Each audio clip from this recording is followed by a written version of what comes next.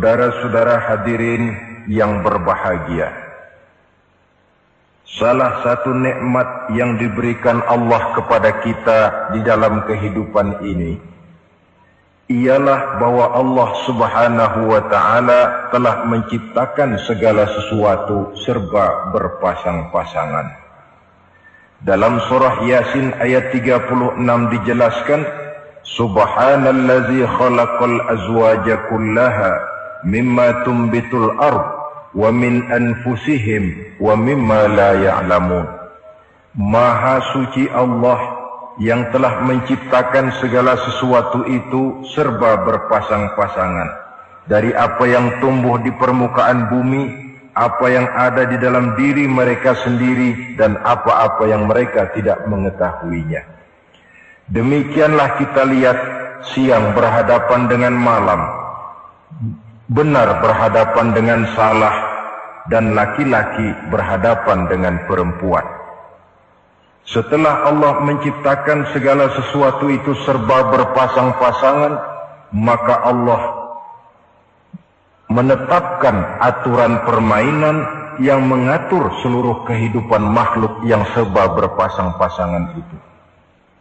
Kita tentu maklum, apapun saja yang kita lakukan dan kita perbuat tanpa ada aturan akan berakhir dengan kekacauan. Cobalah kita bikin satu sekolah, buka satu sekolah, tidak usah pakai aturan, tentu kacau. Bikin organisasi tanpa memakai aturan, tentu kacau. Demikian daripada kehidupan ini, kalau tanpa ada aturan, tentu kekacauan yang akan timbul. Allah pencipta manusia. Allah tahu benar kemampuan maksimal manusia. Oleh sebab itu, aturan permainan yang diturunkan Allah tentu sesuai benar untuk manusia. Satu contoh kecil, pabrik mobil di Jerman bikin mobil namanya Mercy. Seiring dengan itu, dia keluarkan buku petunjuknya. Mobil ini namanya Mercy. Kecepatan maksimal sekian ratus kilometer per jam. Daya angkut maksimal sekian ratus kilogram. Kalau rusak memperbaikinya begini, onderdilnya pun ini. Karena pabriknya yang membuat mobil, lalu pabriknya pula yang mengeluarkan buku petunjuk, sudah tentu buku petunjuk itu sesuai benar dengan mobilnya. Dan tidak bisa kita punya mobil Mercy rusak, lalu kita perbaiki dengan menggunakan buku petunjuk yang dikeluarkan oleh pabrik mobil Toyota misalnya. Jelas mobil bukan tambah baik, malah makin hancur tidak karu-karuan. Kalau manusia menginginkan satu hidup yang baik, tidak ada pilihan lain, dia harus memakai aturan yang diturunkan oleh yang bikin manusia. Dan aturan itu telah turun dalam bentuk agama Islam yang kita cintai ini. Manusia laki-laki dihiasi dengan perasaan senang cinta kepada perempuan. Itu biasa, normal, wajar. Tapi lalu Allah menurunkan aturan permainan yang kalau peraturan ini dilanggar akan membawa kerugian bagi manusia sendiri. Bahwa laki-laki senang sama perempuan itu normal. Agama membuat aturan silahkan senang, tetapi lewat satu pintu yang disebut nikah. Kalau peraturan ini diabaikan, yang rugi tentu manusia sendiri. Misalnya PLN keluarkan pengumuman, nanti malam mulai jam 6 sampai subuh listrik se-Jakarta mati total. Kita ingat, ini nanti malam saya giliran ronda. Pagi-pagi sudah kita siap beli batu baterai, masukkan ke dalam baterai. Dari sejak kita beli sampai sore itu baterai kita soroti terus. Tentu setelah sore soak batu baterai itu. Datang malam, berangkat kita ronda, Kalau disoroti lagi kan baterainya sudah nggak terang lagi. Sudah sewak. Sebab apa? Belum waktunya sudah disoroti terus. Sekarang kalau ada orang belum masuk pintu pernikahan, nafsu seksualnya diobral terus. Itu kan sama juga belum datang malam, baterainya sudah disoroti terus. Nanti masuk pernikahan, soak. Berhadapan dengan istrinya, barangkali sudah nggak bisa apa-apa, cuma nyengir saja. Yang rugi manusia sendiri. Itulah sebabnya Allah lalu mengatur bahwa laki senang sama perempuan lewat satu pintu yang disebut dengan nikah. Maka pada pertemuan kali ini kita akan bicara tentang nikah dalam Islam. Saya bagi kepada 3 masalah pokok saja. Pertama, pengertian dan kedudukan nikah menurut Islam. Yang kedua, motivasi pernikahan. Karena apa orang itu seharusnya melakukan nikah. Dan yang ketiga, membina rumah tangga bahagia menurut contoh Rasulullah Sallallahu Alaihi Wasallam. Hadirin yang saya hormati, kita mulai dengan yang pertama, pengertian nikah. Dalam kehidupan sehari-hari, ada 2 kata yang sering kita gunakan, kawin dan nikah. Kalimat kawin kelihatannya dipergunakan oleh semua makhluk hidup. Lain dengan nikah, ini hanya digunakan khusus untuk manusia muslim.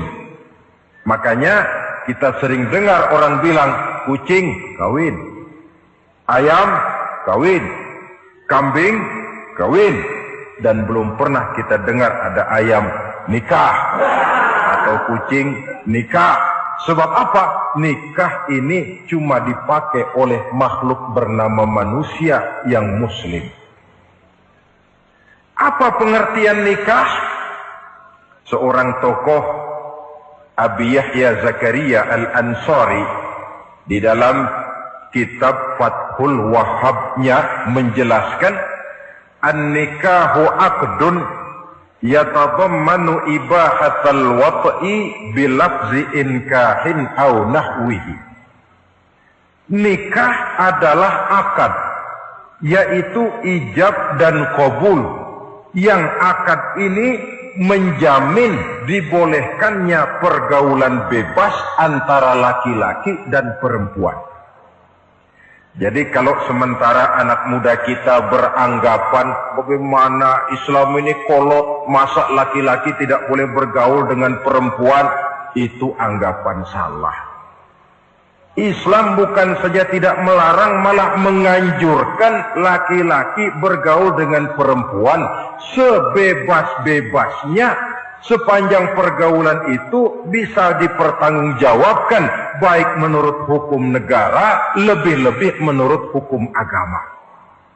Coba orang kalau sudah akad, sudah ijab qabul, ada saksi, ada wali, selesai itu dia masuk ke dalam kamar berdua, bergaul di situ sebebas-bebasnya, itu saya kira 100% halal. Tidak perlu lagi orang curiga, tidak perlu lagi sembunyi-sembunyi. Kenapa? Ini bentuk pergaulan yang bisa dipertanggungjawabkan. Kalau tidak, dengan dalih new morality, kebudayaan modern, lalu melakukan yang disebut free love, free sex, samen leven, hidup bersama tanpa nikah alias kumpul kebo. Dan saya kira itu kebo cuma mewakili saja. Artinya begitulah kalau binatang itu kumpul. Sebab kumpul kucing pun saya kira begitu, kumpul ayam pun begitu. Kebo cuma mewakili binatang dalam kalimat itu. Tengoklah berapa banyak sudah bayi-bayi yang lahir ke dunia ini tanpa tahu kemana dia harus memanggil bapak. Berapa banyak gadis-gadis bergelimpangan jadi korban dari orang-orang yang tidak bertanggung jawab. Itu semua merupakan ironi Maka menjauhkan manusia dari aturan agama pada hakikatnya sama dengan usaha membinatangkan manusia. Bahkan kalau manusia sudah jauh dari aturan agama, sanggup berbuat lebih buas daripada binatang. Kita tahu yang namanya bajing itu makanannya cuma kelapa. Tapi bajingan itu bukan cuma kelapa, kabel telepon doyan kok bajingan itu. Jauh lebih buas daripada yang namanya binatang.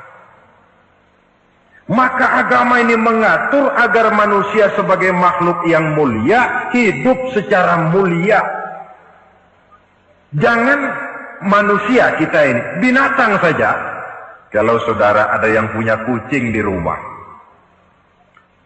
saudara taruh di depannya, saudara sendiri yang langsung kasih ikan di piring, kasih kucing. Aduh, dia akan makan dengan tenang, nikmat, lahap, tidak nengok kiri, tengok kanan. Kenapa? Dia yakin betul yang dia makan itu sudah resmi, sah. Sebab apa? Tuan rumah yang kasih. Tapi kalau si kucing ngambil sendiri di dapur, mencuri dia, setelah dapat dia bawa lari, makan pun tidak tenang. Kenapa? Mesti nengok kiri, nengok kanan. Rupanya instingnya pun bekerja. Ini bukan hak saya mencuri. Saudara-saudara, tengok orang yang sudah terlibat dalam pergaulan suami istri yang sah. Itu kan nggak perlu tengok kanan, tengok kiri, nggak perlu takut-takut. Kenapa? Sudah sah. Tapi kalau yang bukan istrinya, wah itu sudah seperti kucing nyolong ikan, tengok kiri, tengok kanan, tidak pernah mengalami ketenangan. Itu selintas pengertian nikah. Lalu bagaimana kedudukan nikah menurut Islam? Ternyata nikah dalam pandangan Islam tidak cuma sekedar untuk memenuhi kebutuhan biologis manusia. Tidak cuma sekedar untuk memperkembangbiakkan keturunan. Tidak cuma sekedar untuk mendapat ketenangan hidup. Lebih tinggi daripada sekedar itu, nikah dalam pandangan Islam ibadah. Jadi kalau kita ditanya, Pak, ibadah apa yang paling enak dalam Islam? Jawabannya jelas, nikah. Begitu enaknya ibadah yang namanya nikah ini, sampai yang sudah pernah pun pengen ulangan. Namanya ibadah. Tetapi tentu ada konsekuensi. Oleh karena nikah ibadah, dan semua ibadah dalam Islam tidak boleh dikerjakan setengah hati atau main-main. Sholat ibadah, tidak boleh main-main atau setengah hati atau coba-coba. Puasa ibadah, tidak boleh main-main, setengah hati atau coba-coba. Dan oleh karena nikah pun ibadah, punya nilai sakral, juga tidak boleh main-main, setengah hati atau coba-coba. Dus nikah eksperimen tidak dikenal dalam Islam. Mas, saya dengar sampean sudah nikah ya? Iya mas, saya cuma nyoba saja kok ini kok. Kalau enak terus, enggak ya bubar. Ini tidak ada nikah eksperimen, sebab dia punya nilai sakral yang bermotifkan ibadah. Itu pengertian dan kedudukan nikah. Lalu apa motivasi suatu pernikahan? Karena apa seharusnya orang nikah itu? Apa landasannya? Saudara, hadis yang diriwayatkan oleh Imam Bukhari, Muslim, Abu Dawud dan Ibnu Majah dari Abi Hurairah menjelaskan, Nabi bersabda, "Tunkahul mar'atu li arba'in." Nikahilah perempuan karena 4 perkara. Kalau dia perempuan tentu nikahilah laki-laki karena 4 perkara. Memilih jodoh, nah inilah lengkapnya konsepsi Islam. Memilih jodoh saja Islam itu memberikan petunjuk kok. Karena apa orang memilih jodoh itu? Kata Rasul yang karena 4 faktor. Pertama, lima liha, karena dia orang kaya, cari yang kaya.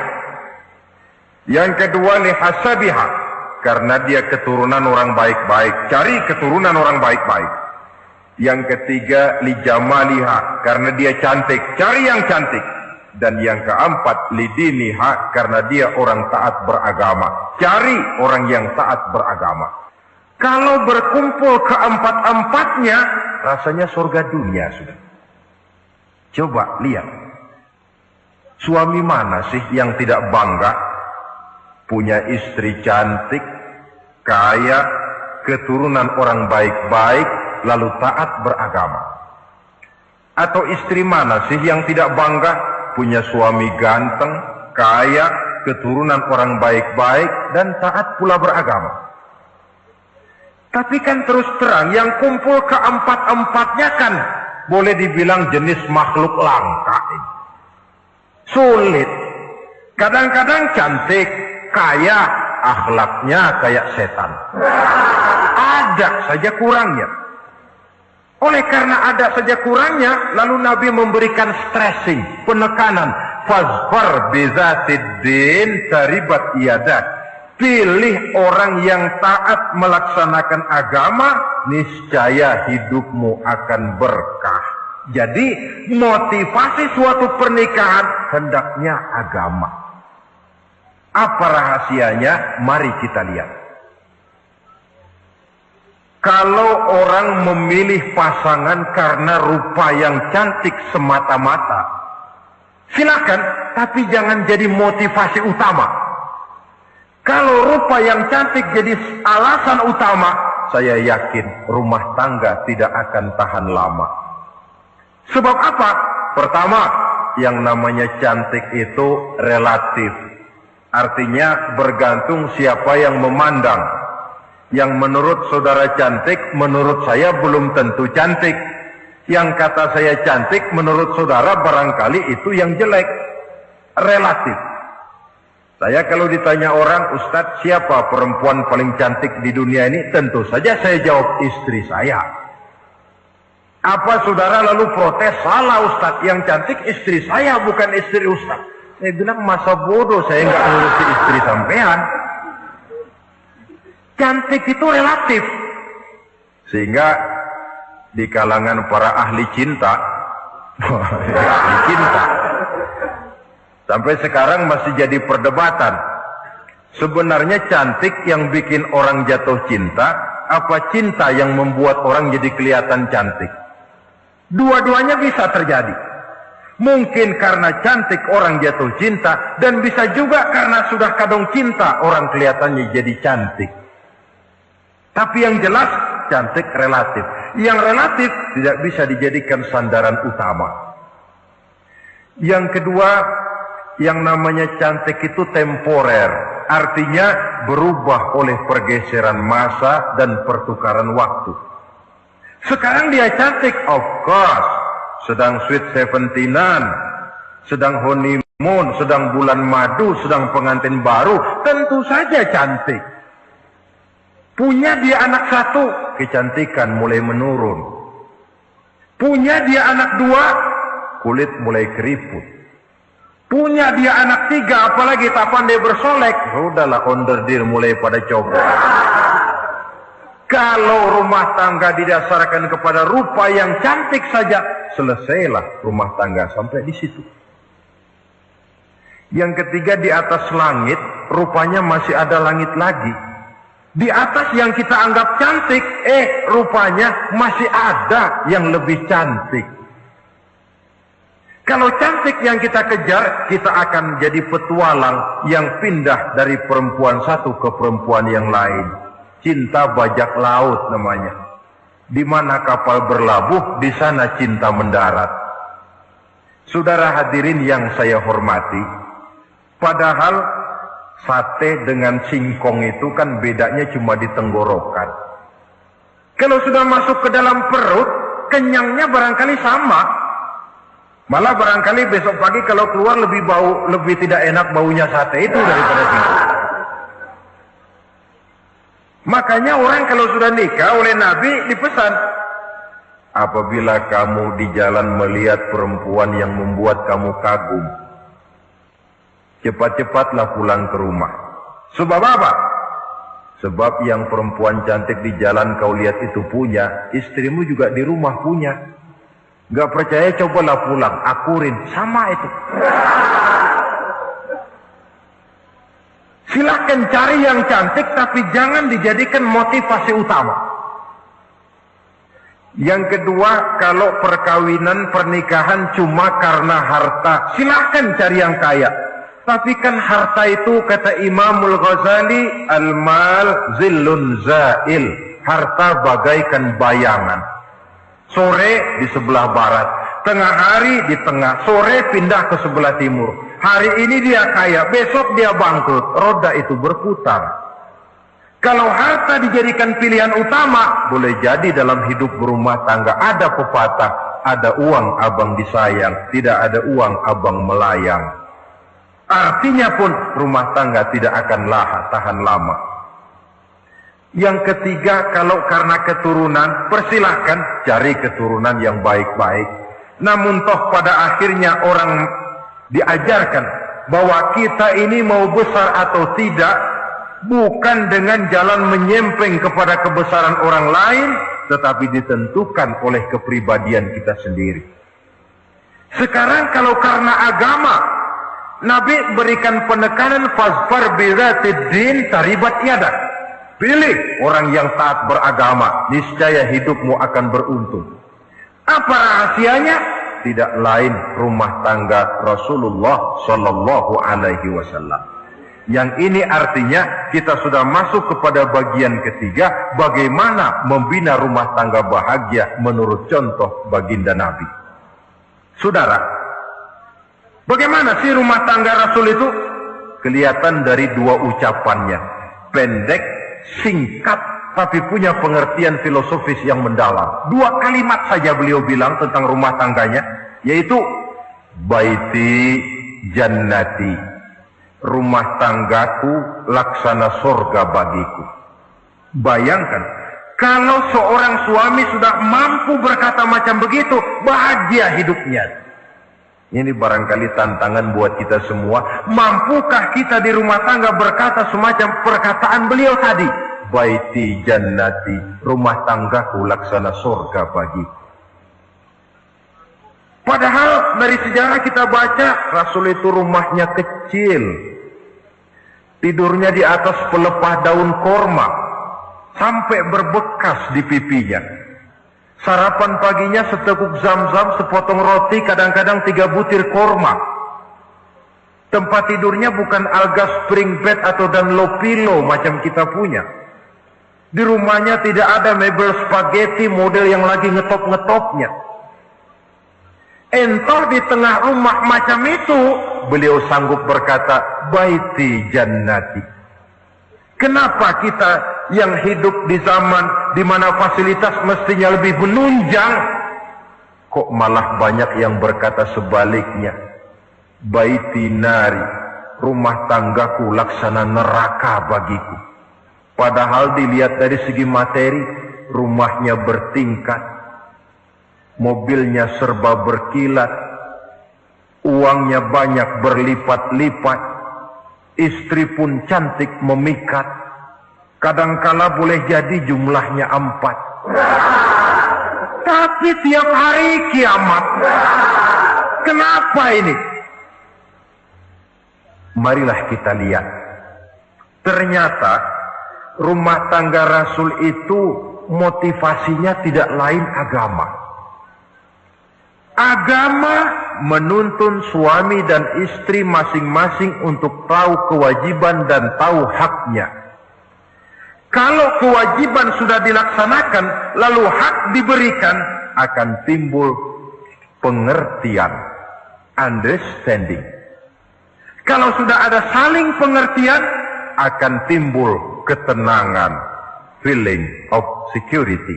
Dan ketenangan tangga utama untuk mencapai yang disebut bahagia. Itu sebabnya hakikatnya membicarakan rumah tangga yang berdasarkan agama tidak lain adalah bagaimana seharusnya seorang suami melaksanakan kewajibannya dan seorang istri melaksanakan tugasnya. Artinya, kewajiban suami itu apa? Kewajiban istri itu apa? Kewajiban istri hak suami, kewajiban suami hak untuk istrinya menurut tuntunan dan tuntutan agama. Saudara hadirin, menurut hadis riwayat Abu Dawud dari Muawiyah bin Haidah, satu hari Rasul ditanya, "Ya Rasul, apa sih hak istri-istri kami ini? Artinya kewajiban kami sebagai suami ini apa?" Rasul menjawab, pertama, "Antat'amaha iza ta'imta."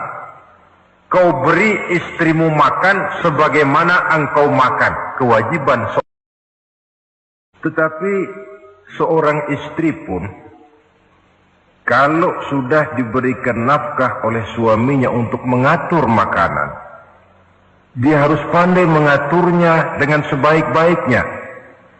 Menu yang teratur, gizi yang lengkap, dan saya kira yang namanya 4 sehat 5 sempurna itu kan tidak berarti bahwa hidup ini harus serba mewah, tidak. Yang penting ada variasi sehingga tidak merangsang suami untuk makan di luar. Jangan misalnya tahu suaminya senang jengkol lalu tiap hari saja jengkol, itu kan bisa kejengkolan suami. Dengan demikian, masalah yang kelihatannya sepele tetapi yang sebenarnya bisa menjaga keharmonisan atau malah keretakan rumah tangga harus kita perhatikan dengan sebaik-baiknya. Suami memberikan nafkah, dari jumlah itu 60% lari ke kredit, 40% lari ke dapur. Tentu pada akhirnya sang suami akan merasa curiga, padahal barangkali istrinya pun berniat baik, cuma hanya tidak ada keterbukaan di dalam mengurus masalah-masalah yang berhubungan dengan dapur. Inilah kewajiban yang pertama dari seorang suami, kewajiban yang menyangkut masalah pangan. Lalu yang kedua, wa taksuwaha izaktasaita. Engkau beri istrimu pakaian sebagaimana engkau berpakaian. Suami yang adil, pakaian yang dia pakai sama harganya dengan yang dibelikan untuk istrinya, kecuali tentu kalau istrinya ridho. Zalim seorang suami jikalau untuk dia misalnya dia beli pakaian yang mahal-mahal, jasnya dia pakai Switzerland wool, sarungnya Samarinda. Kalau dia pakai sepatu, belilah sepatunya. Sementara istrinya cuma pakai kain belacu saja. Kenapa mesti begitu? Sebab, saudara hadirin, istri kita sebenarnya adalah bagian daripada hidup kita. Baik dia dilihat orang, baik juga kita disebut orang. Jelek dia dipandang orang, tentu jelek juga nama kita disebut orang. Apalagi hidup bermasyarakat, kadang-kadang mulut usil itu kan sudah banyak macam ragamnya. Itu siapa sih perempuan yang jalan? Kenapa? Itu pakaian yang tidak dipakai sih tidak mahal, cuma pakaiannya serasi, pantas, enak dilihat. Oh, terang saja dia kan istrinya si Miun. Nah, Miun yang sedang tidur barangkali tidak tahu apa-apa mendapat sebutan baik. Cobalah kalau istri kita semaunya saja, orang akan bilang, ah itu perempuan, kenapa? Saya gerah melihatnya. Mau ke pasar cuma pakai kutang saja. Tentu suami pun akan mendapat sebutan yang tidak baik. Cuma sang istri kalau sudah dibelikan pakaian oleh suami, termasuk alat-alat kecantikan di dalamnya, pakaian itu tentu dipakai, niat pertama adalah untuk menyenangkan hati suami. Seorang istri yang memakai bedak untuk menyenangkan suami misalnya, tiap polesan bedak ada pahalanya. Dia pakai lipstik untuk menyenangkan hati suaminya, tiap goresan lipstik ada pahalanya, bernilai ibadah. Ini kewajiban yang kedua. Yang ketiga, wala tadribil wajha. Kalau marah, jangan memukul muka. Maksudnya apa ini? Kewajiban memberikan perlindungan. Sehingga si istri merasa ada tempat dia mengadu, ada tempat dia melarikan persoalan, ada tempat dia bergantung. Kalau marah jangan memukul muka. Dan memukul itu pun upaya terakhir. Kalau tidak bisa dengan kata yang lemah lembut, agak sedikit keras katanya. Kalau dengan kata yang keras tidak juga bisa pisah tempat tidur. Kalau memang tidak bisa juga dengan pukulan yang tujuannya bukan untuk menyakiti, tetapi untuk mendidik. Allah tadribal wajha. Kalau marah jangan memukul muka. Dan memukul pun bukan jalan pertama, tapi upaya terakhir dengan tujuan bukan untuk menyakiti, tapi untuk mendidik sang istri. Kewajiban untuk memberikan perlindungan. Yang keempat, wala tuqabbih. Jangan memburuk-burukan istrinya. Kewajiban menjaga nama baik. Sebab apa? Dalam satu bahasa yang indah, Al-Quran menjelaskan bahwa suami istri itu laksana pakaian. Hunna libasul lakum wa antum libasul lahunna. Istri pakaian untuk suami, suami pakaian untuk istri. Lihatlah alangkah indah gaya bahasa Al-Quran ini. Diibaratkannya suami istri seperti pakaian. Apa fungsi pakaian? Pertama, pakaian itu kan jadi kebanggaan. Saya bangga memakai baju seperti ini. Saudara bangga memakai baju yang saudara pakai.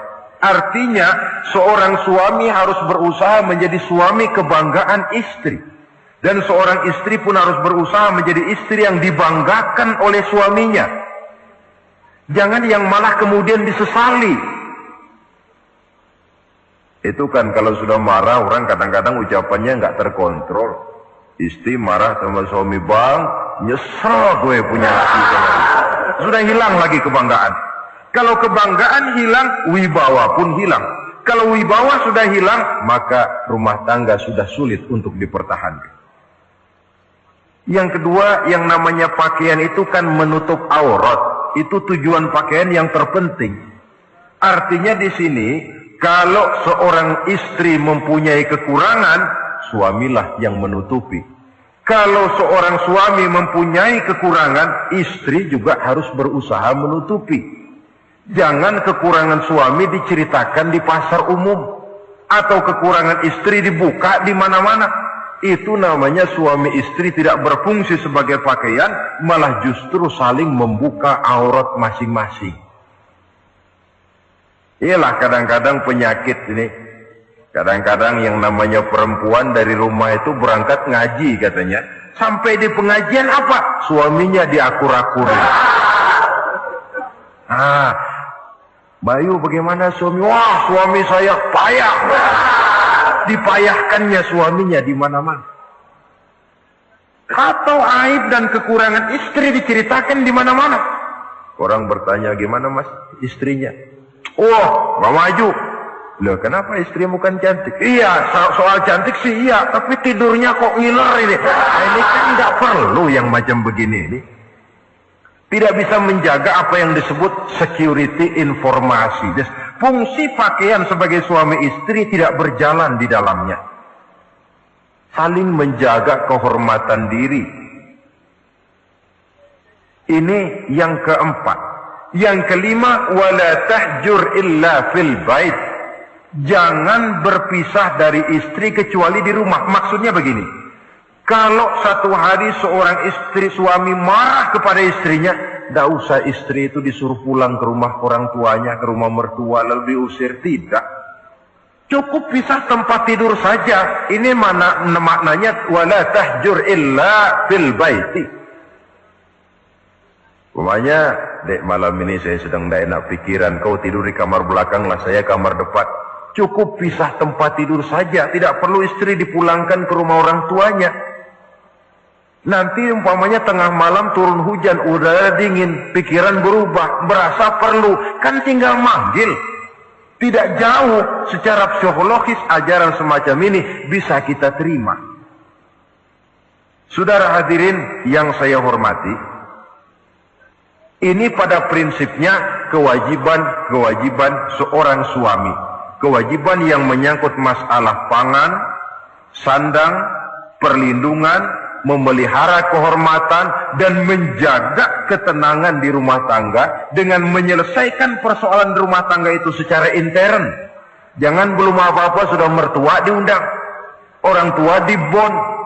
Persoalan belum tentu selesai tapi masalah sudah meluas. Cobalah kita selesaikan intern dulu. Kalau kemudian ternyata dianggap perlu mengundang orang tua, mertua, keluarga, baru kita upayakan ke arah itu. Ini kewajiban suami dan ini merupakan hak istri. Lalu bagaimana kewajiban istri sekarang ini? Istri kewajibannya merupakan hak untuk suami. Saudara, dari hadis yang diriwayatkan Imam Ibnu Majah dari Ali bin Yazid dari Abi Umamah, Nabi bersabda, "Mastafadal mu'minu ba'da taqwallahi azza wa jalla khairan lahu min zaujatin salihah." Bagi seorang mukmin, sesudah dia mempunyai sifat takwa kepada Allah, tidak ada yang lebih membawa manfaat selain daripada istri yang salihah. Istri salihah itu yang bagaimana? Yang hidup mampu melaksanakan kewajibannya. Apa kewajibannya? Kata Nabi, pertama, in amaroha ata'athu. Kalau diperintah, dia taat. Kewajiban istri yang pertama, taat kepada suaminya. Begitu besar kewajiban taat kepada suami, sampai-sampai Nabi pernah menyatakan, "Lau kuntu amiran ahadan ayyasjuda li ahadin, la amartul mar'ata an tasjuda li zawjiha." Kalau saja boleh, kata Nabi, aku memerintahkan manusia sujud kepada sesama manusia, tentu aku perintahkan istri untuk sujud kepada suaminya. Untung saja sujud kepada manusia tidak boleh. Kalau boleh, istri itu disuruh sujud kepada suami. Tentu karena besar hak suami atas dirinya. Yang kedua, ibadah sunnah tidak mendapat izin suami juga bukan saja tidak berpahala, malah berdosa. Umpamanya, pengantin baru, si istri kebetulan santri, malam minggu pesta, besoknya hari Senin, si istri sudah kadang biasa hidup sebagai santri, hari Senin puasa sunnah. Dia bilang sama suaminya, "Bang, besok saya mau puasa sunnah nih, hari Senin." Kata suaminya, "Kalau kau puasa juga kau kejam. Lalu kau puasa, aku disuruh ngapain?" Tidak diizinkan oleh suami, dia puasa juga. Bukan saja tidak mendapat pahala, malah berdosa. Sampai amalan yang sunnah pun tidak diizinkan oleh suami, berdosa. Apalagi amalan yang mubah. Apalagi amalan yang tidak ada dasar hukumnya, perintahnya. Sepanjang perintah suami tidak untuk maksiat kepada Allah, istri wajib untuk taat. Dalam hadis lain kita temukan Nabi bersabda, "Idza da'a ar-rajulu imra'atahu ila firashihi." Kalau seorang suami memanggil istrinya ke tempat tidur. Ini bahasa kinayah. Manggil ke tempat tidur kan tentu nggak perlu penjelasan. Masa mau nyambal di tempat tidur kan enggak. Fa'abat. Si istri tidak mau.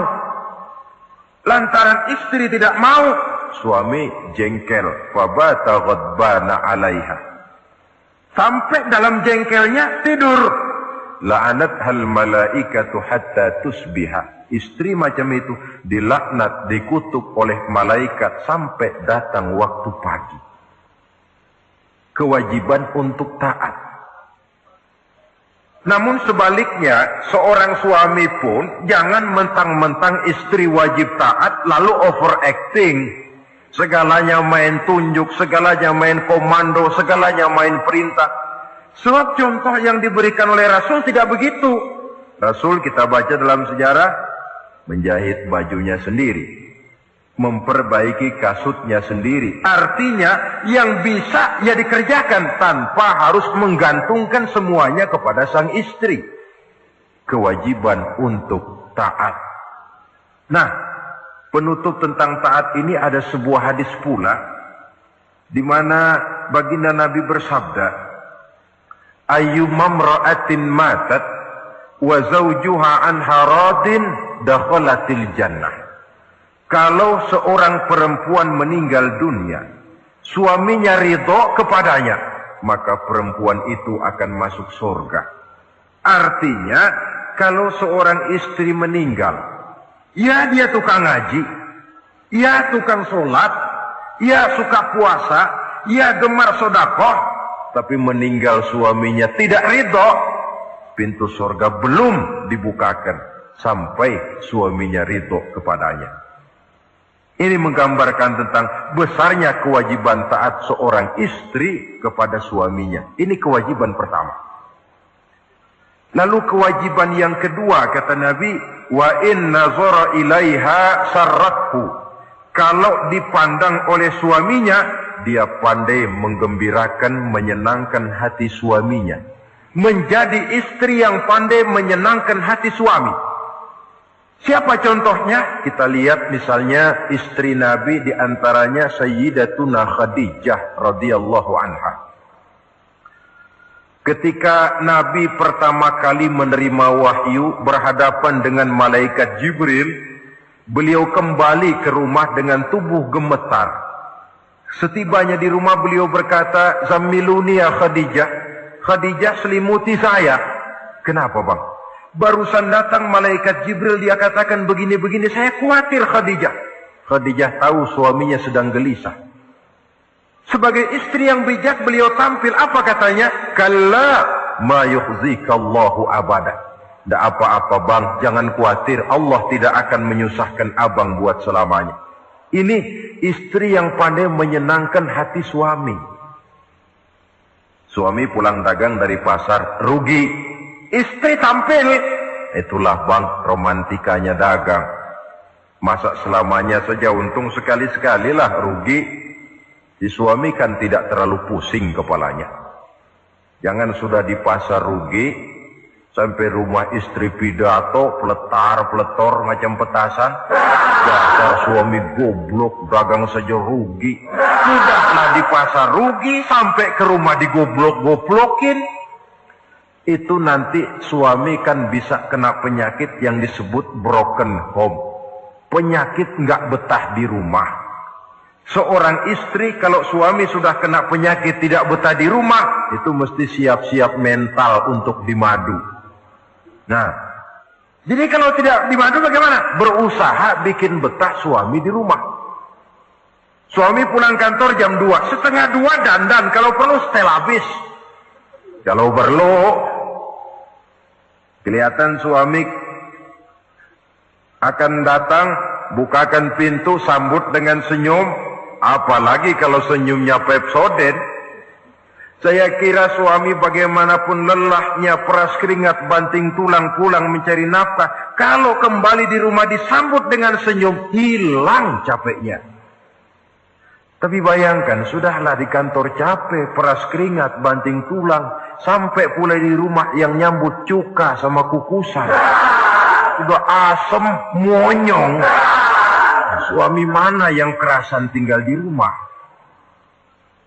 Menjadi istri yang pandai menggembirakan, menyenangkan hati suaminya. Bahkan diizinkan bohong untuk menyenangkan hati suami. Umpamanya, suami kebetulan habis objeknya gol. Karena ingin menyenangkan istri, mampir di pasar beli kain batik. Si suami tidak tahu bagaimana kain batik yang bagus, beli saja sembarangan. Sudah kainnya kasar, warnanya norak, harganya yang mestinya murah jadi mahal, dibawa pakaian itu pulang. Istri lihat dan tahu kalau ini batik jelek, norak, kasar, harganya pun murah. Tapi dia ingin menyenangkan hati suaminya. Suaminya tanya, bagaimana dek kain batik ini? Waduh bang, bagus betul kain ini. Pinter bener abang milih warna ini. Emang yang kayak begini ini bang, coba lihat tetangga kita mana ada yang pakai kain kayak begini. Ya memang gak ada, jelek. Suami senang tentu. Lalu kain itu oleh istrinya, ngaji dipakai, keundangan dipakai, tidur dipakai, masak dipakai, nyuci pun dipakai. Suami makin bangga, wah kain yang saya beliin dipakai terus ini. Lain pula istrinya, dalam hati dia berpikir, biarin deh gue pakai terus biar cepat hancur, nggak ada urusan. Coba kalau waktu itu si istri jujur, dasar laki goblok, beli kain kayak begini, sono pulangin. Nah, mungkin suami yang sudah payah-payah mau menyenangkan hati istrinya malah berbalik pikirannya. Saudara hadirin, ini kelihatannya penting untuk menjaga suasana keharmonisan di dalam kehidupan berumah tangga. Begitu pula pengertian seorang suami. Rasul pernah pulang dari masjid agak larut malam, rupanya banyak orang bertanya. Ketuk pintu, Assalamualaikum. Sampai 3 kali tidak dibukakan pintu. Rupanya Aisyah lelap benar tidurnya. Rasul sadar beliau pulang kemalaman dan tahu istrinya capek bekerja di waktu siang. Ashraful Anbiya wal Mursalin ini menghormati istrinya. Salam 3 kali tak dibukakan pintu, bukan marah, malah gelar sorban di depan pintu. Di situ beliau tidur. Tengah malam Aisyah mau sholat, buka pintu, terkejut lihat suaminya tidur di depan pintu. Dibangunkan, begitu dibangunkan Rasul lebih dahulu berkata, Aisyah, maafkan saya pulang terlambat memang sebab banyak yang bertanya di masjid. Sudahlah tidur di depan pintu, begitu dibukakan beliau dulu yang minta maaf. Sulit jadi suami semacam ini. Yang enak kalau sudah nggak dibukain pintu, istri kepulesan, lalu sekali buka pintu kan yang enak kita tunjuk jidatnya, lo tidur kayak tembok ya.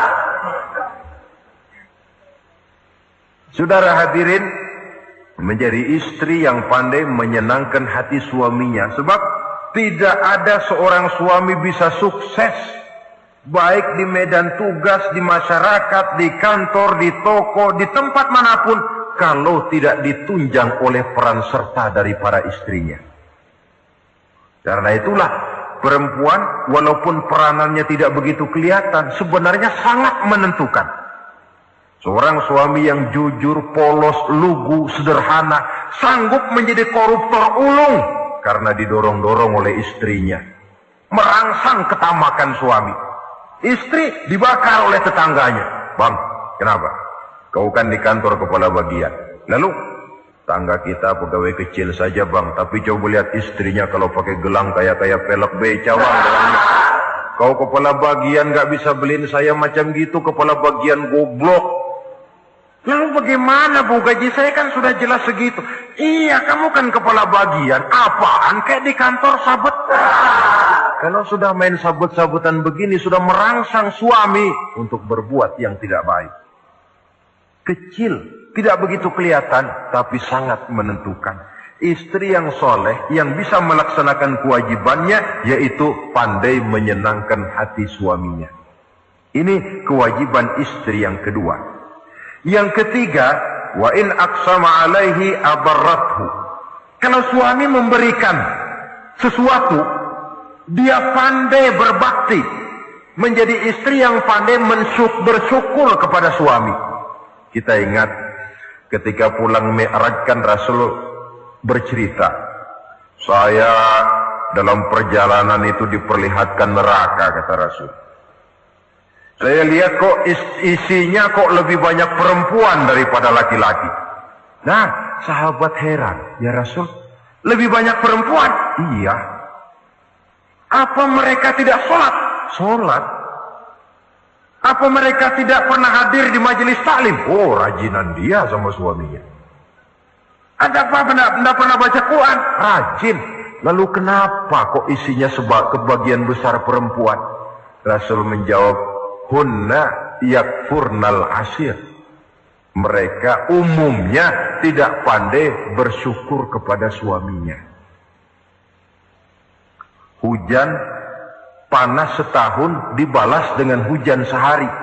Kalau suaminya sedikit salah, sudah kehilangan pertimbangan, tertutup seluruh kebaikannya. Yang kelihatan cuma salahnya saja. Maka sebaiknya di dalam hidup berumah tangga, baik suami maupun istri itu masing-masing sedia timbangan.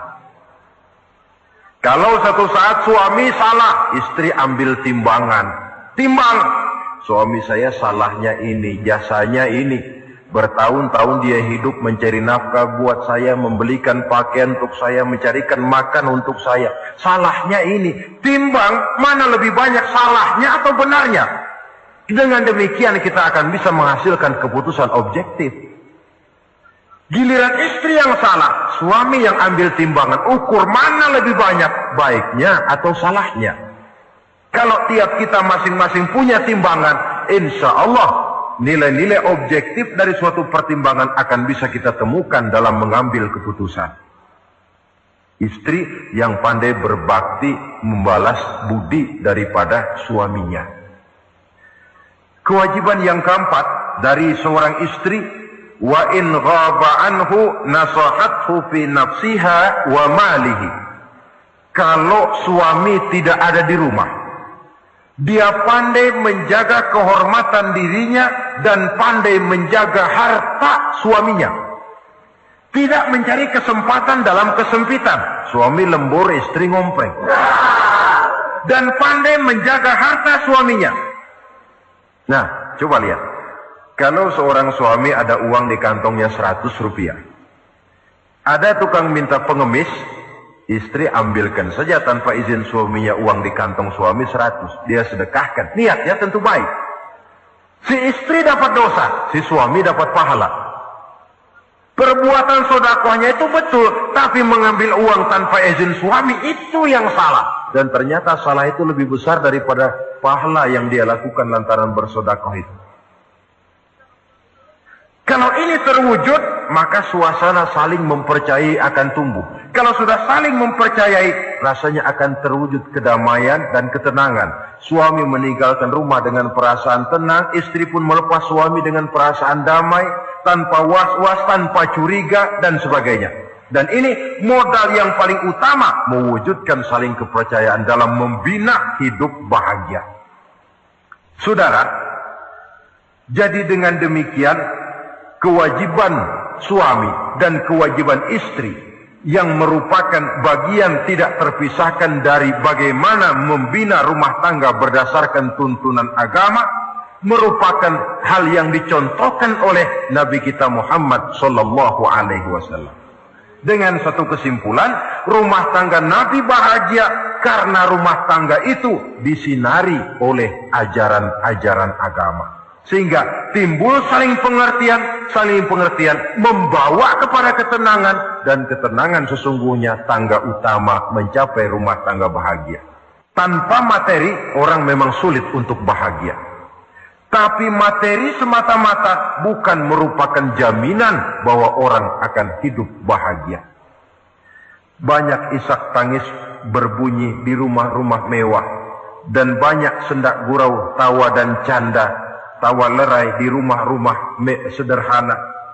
Artinya suka dan duka, sedih dan gembira, susah dan bahagia bisa ada di gubuk reot dan bisa juga ada di rumah mewah. Ternyata bukan harta semata-mata yang menopang dan menjamin hidup itu akan bahagia, tapi satu rumah tangga yang dipancari oleh sinar agama di bawah naungan ridho dari Allah Subhanahu wa taala. Si istri taat melaksanakan ajaran agama, suami taat, lalu anak-anak pun hidup dalam suasana yang religius.